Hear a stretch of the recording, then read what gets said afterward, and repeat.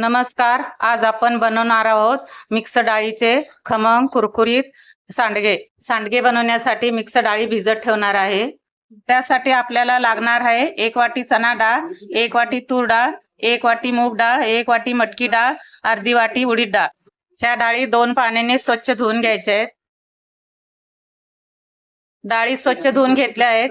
डाळी पूर्ण भिजल्या जातील याप्रमाणे पाणी टाकून 7 ते 8 तास भिजत ठेवते.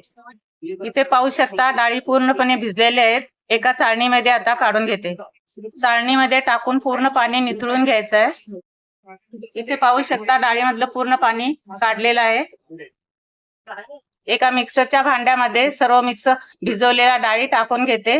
ह्यामध्ये 1 मोठा चमचा जिरे, 10 ते 12 लसूण पाकळ्या, 7 ते 8 हिरव्या मिरच्या, थोडीशी कोथिंबीर मिक्सरच्या भांड्यामध्ये टाकून जाडसर वाटून घेते. आता इथे पाहू शकता सर्व जाडसर वाटून घेतलेलं आहे.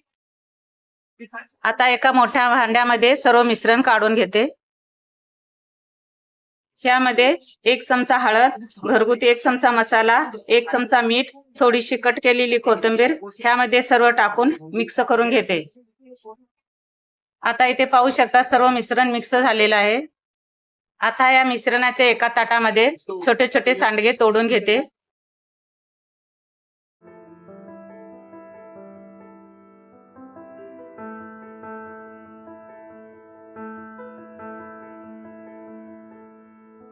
आता हे सांडगे तोडून झालेले आहे.